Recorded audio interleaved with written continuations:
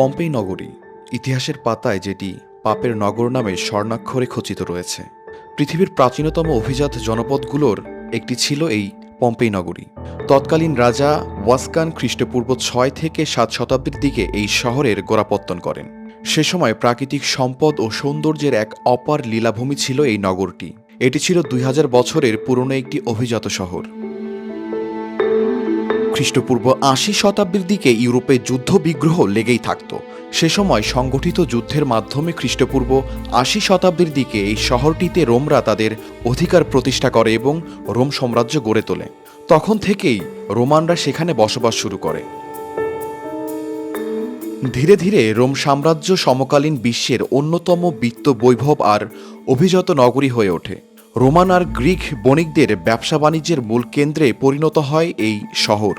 এটি বাণিজ্য নগরীর পাশাপাশি ধীরে ধীরে সারা দুনিয়ার শ্রেষ্ঠতম বিনোদন নগরীর মর্যাদাও অর্জন করতে সক্ষম হয়, কারণ প্রাকৃতিক সৌন্দর্যের বিপুল সমাহার কাজে লাগিয়ে রোমরা এটিকে অপরূপ সজ্জায় সজ্জিত করতে পেরেছিল। একদিকে রোমানদের সম্পদ ও অর্থবিত্ত যেমন বাড়তে থাকে, অন্যদিকে তাদের জ্ঞান, বুদ্ধি আর বিবেক ধীরে ধীরে লোপ পেতে থাকে।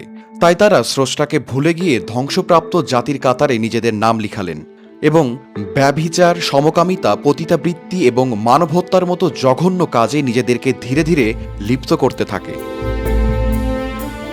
সহায় সম্পদ আর বিত্ত বৈভবের অভাব ছিল না পম্পেয়বাসীর, কিন্তু এত সব নিয়ামতের মধ্যে ডুবে থেকেও পম্পেয়বাসী ভুলে গেল মহান স্রষ্টাকে। ফলে তারা লিপ্ত হল নানা ধরনের অসামাজিক কার্যকলাপে। নিজেদের চিত্তরঞ্জনের জন্য উদ্ভাবন করল ঘৃণ্যতম সব পন্থা।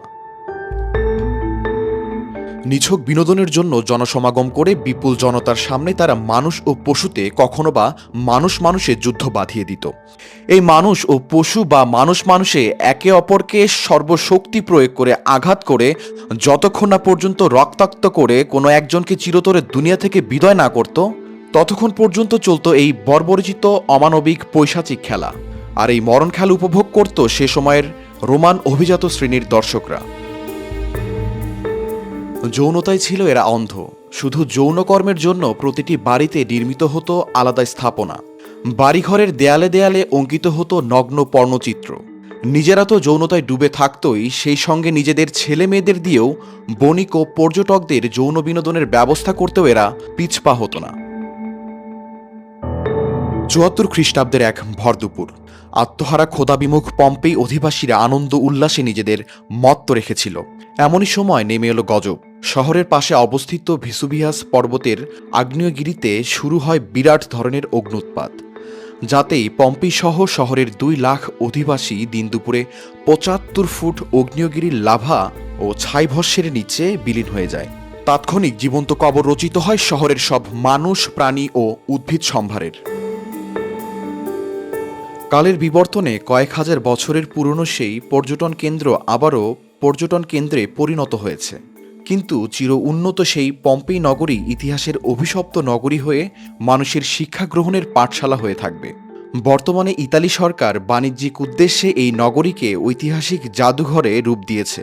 জাতিসংঘের তথ্য অনুযায়ী সেখানে বছরে প্রায় ২৫ মিলিয়ন পর্যটক ভ্রমণ করে। শাহরিয়ার কবির, প্রবাস খবর।